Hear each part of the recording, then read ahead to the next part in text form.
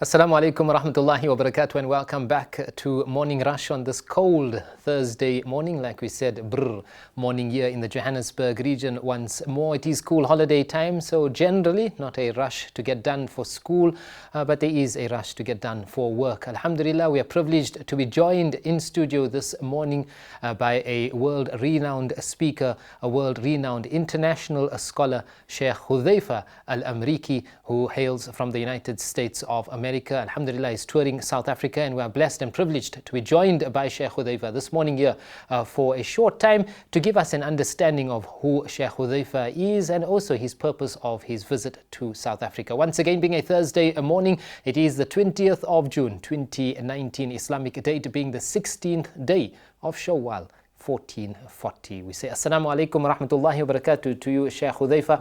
Firstly, Jazakallah for joining us, and may Allah subhanahu wa ta'ala make your stay a blessed one year in South Africa. MashaAllah, brother, the pleasure is all mine. Subhanallah. Jazakallah khair for inviting me. Alhamdulillah. Alhamdulillah, we're just missing the coffee and tea, but we'll get it afterwards, inshallah. Inshallah. Firstly, to the viewers of ITV, maybe your first time they are seeing you here on the screens of ITV, a brief background or history of Sheikh Hudaifah. Well, and I'm saying brief. Yeah, I'll make it very brief, inshallah. I'm from America, from South Philadelphia, and let's see. That's brief enough. Sorry. And so I'm from America, but I live in Riyadh, Saudi Arabia, at the present, and I've been there since 1985, and I came as a student to learn Arabic and more about the Deen. And when I finished the Language Institute, I was blessed to get married. I married from Mecca. And let's see, what else can I say real quick? Why do they call myself Amreeki? And when I was at school, when I was at the university, everybody would say, hey, Amreeki, Amreeki. I'd have had the Amreeki. So it just stuck. So I just kept it, Hudaifah Al-Amreeki. So like Salman Farsi, Salman Rumi, so Hudaifah Al-Amreeki.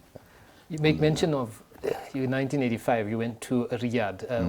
I know I was told also a great story of your reversion or coming to the light, coming into the fold of Islam. When did that actually happen then? Happened in 1979. August 17th. Yeah. How I remember that, I don't know. Long story. I'll make it very short. I'll make it very, very short. Because it's the importance of dawah. Because you asked me why am I here. I'm here as a reminder. All I'm doing, I'm going to different places, just reminding people of who they are and what Islam is, and the importance of calling people to Islam. And that's why I'm here. And I say a reminder because my ears are closer to me than they are to you. I'm here just to remind myself, because we know that Islam is a religion of reminding. That's the religion. It's a religion of reminding each other, right? So anyway, to make a long story short, I was Catholic, went to Catholic school. I was an altar boy. I enjoyed being an altar boy because I love the incense. You know that thing is you just going like this. I love that. That was fun. Thought I wanted to be a priest until I discovered sex, drugs, and rock and roll. Quite not in that order. I left the Catholic Church. Wanted to be a gangster. How somebody want to be a gangster? That is so. I mean, especially now with the rap music. That's really. My question for those people talking about wanting to be a gangster. How many gangsters do you know are going to be in heaven? That's a question we need to ask ourselves. And definitely being a gangster wasn't me. I got the nickname they called me priest because they knew I wanted to be a priest, so they called me priest because I couldn't do what others would do. Yeah, you know what I'm saying? It was like so, the stupid things that you do in order to fit in. But that is society today, Sheikh. You would find that amongst the youth today, you will find that common problem that just to fit into society. The stupid things, Akhi. Things that even now, if Shaitan throws it at me like a target, he hits me, every now and then, I get a shiver, My family said, "Ooh, what's wrong?" I just said nothing, because I just had a memory of something stupid I did. My mother used to say, "Stupid is what stupid does," and I did a lot of stupid things. Anyway, so from that, when I finished high school, I'm the only one that went to university in my family, because my mother she said I need to get away, which is quite clever, to get me away. So when I went to university, I went to Virginia State University. I have a degree in microbiology, a minor in philosophy, and I concentrated in marine micro, and I did it's like a work study program where you could work for a summer and a semester, and you get credits for it. So I did that for 2 years. Now when I went to university, I started practicing Zen Buddhism, because I practice martial arts. So I started practicing Zen Buddhism. One nice young brother, really nice young brother, he was there, and he kind of helped me, get my head straight. So the first year I did it, I did the work program, I was in New York, and that was great, man. It was my first time like living in New York, and that was really crazy. That was really interesting. And the second time I did the tour, I went to the North Pole. We're on a ship. And the company is called NOAA, National Oceanic Atmospheric Administration. And what they do is they do hydrographic work. They chart. They make up most all the charts. They chart the ocean, and and do different ocean experiments. So this tour, we were charting the ocean, and we were observing the gray whale. And we went up north, heading up north past Siberia. We almost came to we came to the North Pole, where they paint your face all blue and stuff like that. Crazy stuff. And there was now this is the important thing about Dawah, Zahir. This is the important thing about who gives Dawah, man. Now there was a Native American Indian, right? They don't like to be called Indians. Yes. They're Native Americans, right? Because they were the first. I don't know how Columbus City came and discovered. How you come and discover something when people are already there? Like come here to Johannesburg and say, "Okay, wow, I discovered Johannesburg," Yeah. What's up? But so this brother, he gave me a book called Siddhartha, and it's written by Herman Hesse. Excellent, really good book. It's excellent. I suggest everyone to read it. It's really good. And it talks about the Buddha and how he became enlightened. So I gave him back that book. And then he said, "Mr. Bennett, I see you're searching for the truth." He says, "Now, what do you know about Malcolm X?" I said, "Malcolm who?" "Akhi, I'm a junior in university, and I'm saying Malcolm who, Akhi?" I said, "Man, I'm Mr. Black. What you talking about? Give me this book." So he gave me the book on Malcolm X. Now the thing was, he wasn't Muslim. Akhi, he wasn't Muslim. He said, "Mr. Bennett, I see you're searching for the truth. What do you know about Malcolm X?" And what is this guy, a non-Muslim, Akhi, who introduced me? So I took the book and I started reading it, and I got to the middle of the book where Malcolm, he made Hajj, and he started talking about the brotherhood of Islam. And I said, "Man," this is what I'm looking for. This is what I'm looking for. So there were no other Muslims on the ship. I'm an officer in training. And you see in the movies, they have the dining room is called the wardroom. And the only officers eat in the wardroom. And officers are not allowed to mix with the crew. I'm the only black one in the wardroom. All the crew is black. So who am I going to talk to, right? So once I decided I wanted to become Muslim, I read in Malcolm's book where he said it was Ramadan, and it was fasting. So I didn't know how to fast, so I just drank juices in the wardroom. Can't do that because you got to come to the meals. You're supposed to be at the meals. So that caused some confusion, and then me mingling with the crew, they wrote me up for fraternization, and they politely made a suggestion that I should go to another ship, which was in San Francisco, and anyway, the captain on that ship was black, So they gave me the opportunity to serve under both black captains. When I was in New York, I served under black captain, and then when I went to San Francisco, the black captain, which was, it hurt me at first, right? Because you guys are, like telling me to go, Yeah. And that only shows, that how Allah works, And mashallah, I remember after we came back down, we got down to Seattle, Washington, gave me my ticket, and they sent me to San Francisco. The executive officer, it was a weekend because it was Friday and Saturday, the executive officer came, picked me up from the airport, took me to the ship, showed me my bunk, he went home. In Malcolm's book, he talks a lot about jazz musicians being Muslim. My intention was to be Muslim. My intention was to go meet some Muslims. Wait till the evening, went up to the bus stop, and the bus driver told me, he said, "You're going in the wrong direction. You got to cross the street." The bus pulled away, a car pulled up. A brother, his name was Muhammad Abdullah, right? He was the chief security guard, and he's just making his rounds, checking on, make sure all the guards were doing what they were supposed to be doing. So he pulls up, he says, "Can I help you?" I said, "Well, I wanted to go to San Francisco because I was looking for a jazz club." He says, "Well, I don't go to jazz clubs because I'm a Muslim." Boom. The first person I met was Muslim. Sunni Muslim, alhamdulillah, Rabbil Alameen. Right? Rule number one, you don't go out with strangers. This brother invited me to come.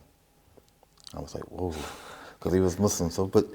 So he made his rounds, he talking to me about Islam, took me to his home. Now the thing is, in America, man, you don't ever bring somebody to your home. Now, like in the Muslim community, tafaddal, especially in Saudi Arabia, tafaddal, Yes. come to my house, You don't invite people to your home. So that's rule number 2, right? I broke. The brother invited me to his home. He fed me dinner. He went to the masjid. He made Isha prayer in the masjid, right? He called the adhan. This first time I heard the adhan, he called the iqam, he made salah. I'm watching. He gives me money. He takes me back to the ship, to the base. He gives me money. I said, "Man, I don't need the money. I have money." He said, No. Take this money. Remember, you take bus number 35. Why I remember? I have a terrible memory, but these things I remember. He said, "Take bus number 35, go down to the street, and the masjid is right on the corner. It's called Masjid al-Maldudi. Strangest masjid. I've never seen one like it evident since that time. You had Shia, you had Tabligh Jama'ah, you had Sunnis, you had Yemenis, it was just, because it was close to the university, so you just had a melting pot of Muslims, and mashallah. So every day, alhamdulillah, because the ship was day-based, we go out and come back. So every day I'd go to the masjid. So I did it for about a week, 2 weeks. I learned Fatiha, and I was praying, learned how to pray. And then there was a halaqah, and the imam asked me, he said, "What are you waiting for?" "What do you mean, what am I waiting for?" He said, "Well, you need to take shahada." I said, "Well, I thought I was Muslim already." Yeah. So, 17th of August, man, Alhamdulillah. 1979, mashallah, I took my shahada, man. Alhamdulillah. From that story, I'm going to have to cut you off because we also want to focus on your purpose of the visit, importance of da'wah also. But you did make mention you still get the shivers, I hope, because it never you went to the North Pole, that's why. But let's look at now, alhamdulillah, exactly as you say, how Allah subhanahu wa ta'ala plans, and if Hidayat is written for you, whether you're in the South Pole, North Pole, you're going to get it. And I think that's the message and the purpose that you say you're here, visiting different countries of the world. Like you say, a reminder, we have 2 ears to listen more, talk less. But when people talk, we should be listening. No, indeed, Ahi. And the main reason why I'm here is to remind all the different communities that are here. You got the Malay community, you got the Indian community, you got the Pakistani community, the white community, the black community. Islam is not just an Indian religion. It's not an Indian religion, it's just not.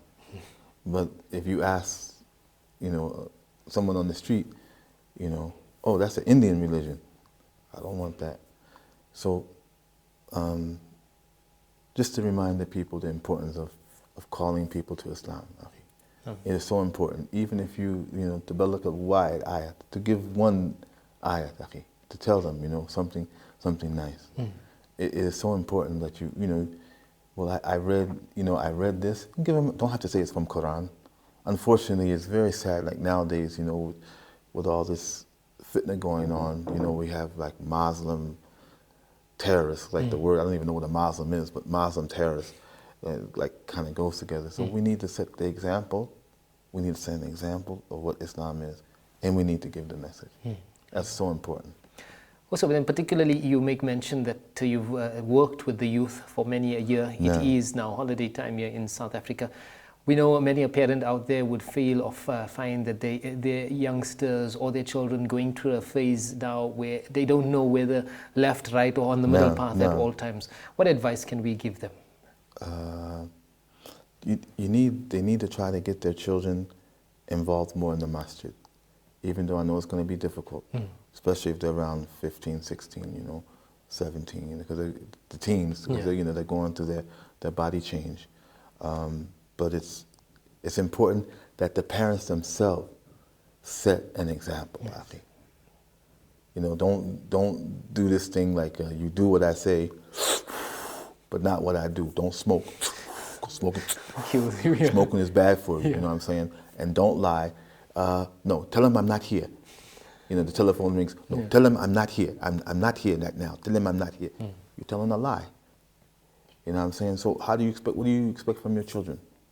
So it's best to get when they're young, get the little girl used to wearing the hijab, get the little boy, get the little girl, put them man, you got so many madrasas here. MashaAllah, tabarakallah, you have so many madrasas here. Get them involved in the community. And then the community needs to do activities. Because you got Christmas. They do Halloween here? Not as much. Okay, we have, you have Christmas, you have Easter, you have New Year's. So we need to do things. When that Christmas time comes, we need to do something with our children. Instead of, little Muhammad saying, Daddy, why can't we have a Christmas tree? Yes. So we need to be with the community, and then the community needs to do activities during that time. And when we have our Eids, we need to make our Eids shine like the sun. You know what I'm saying? And we need to pump our children up, especially, for the Eid of Ramadan, we need to pump them up. Oh, Eid is coming, Eid is coming, Eid is coming, you know what I'm saying? And the one beautiful thing I miss about living in America, that the Eids are just so wonderful. Everybody comes together. Everybody comes to the park. So we have the salat in the park, and then there's things for the children to do, and you're seeing it. It is so beautiful. Because everybody comes out in their beautiful clothes and all different. MashaAllah, tabarakallah. That's what the Eid is supposed to be like. That's what the Eid is supposed to be. So we have to get our children, proud to be Muslim. Unfortunately, they're watching this television, they're watching Snoopy Dogg and Tupac, whatever his name is, you know what I'm saying? And they're watching that. And we have to give them something else. There has to be an alternative, bro. It has to be an alternative. Very true. Lastly then, Sheikh Hudaifah, some advice or nasiha to the viewers of ITV. Just remember you're Muslim. Remember that the day of Yom Kippur is coming, And one person asked me, how do you remain humble? Do the right thing by any means necessary. Even if you don't want to do it, do the right thing. If you see a piece of trash on the ground, pick it up. If you see something that's going to cause some harm, move it. Sadaqah. Give sadaqah, give. And sadaqah doesn't have to just be money. Smile. You know what I'm saying? Good morning. Treat everybody the same. Islam is the cure for racism. And we don't have to go into that, but it's also an interesting topic to talk about in this country because we come from similar backgrounds. Yes. You're coming from 100 years of what do they call it? Slavery. I'm coming from 300 years of slavery. Well, apartheid. In apartheid, yes. And you're coming from 100 or something years of apartheid. And there's psychological damage back here, bro. And so my advice to the native South African. Just learn to love yourself, man. Ain't nothing wrong with being black. Ain't no problem. Black is beautiful, man. My mama was black. My grandmother was black. And I'm sure your mama's black, your mama was black, alhamdulillah. You know, there's nothing wrong with being the color that we are. You know what I'm saying? Even though, anyway. Yeah, so that's my advice, man. Just, you know, it's the character. It's your character. That's what brings people to Islam. Alhamdulillah. Sheikh Hudaifah Amreeki, Jazakallah for joining us here this morning. Inshallah, your visit be a fruitful one. Do remember us in your du'as. May Allah subhanahu wa ta'ala give you a long life and take you from strength to strength, inshallah. Please do remember us in your du'as at all times. I promise. And I keep my 2 P's, my promise and my prayers. So I promise that I will pray for you when I get back to Saudi Arabia. But I need you to pray for me that I get back. And so that's also for the viewers. Anyone who has the chance to watch this program or to hear what I had to say and you appreciate it, I will keep you all in my prayers. Inshallah. Jazakallah for that. Once again, Morning Rush here with Sheikh Hudaifah Amreeki. It is a Thursday morning, inshallah. You can see the full itinerary of Sheikh Hudaifah's schedule on our community news later towards this evening, inshallah. From myself, inshallah, we now go on to the recitation of Surah Yasin. Once again, Sheikh Hudaifah talking about educating our children, getting them involved. One of the greatest means, tools and books is the book of Allah subhanahu wa ta'ala. Attach ourselves to the book of Allah subhanahu wa ta'ala, and during this time wherein our children are at home, we encourage them to be amongst those that recite this surah, which is known as the heart of the Quran. We go on to the recitation of Surah Yasin here on Morning Rush.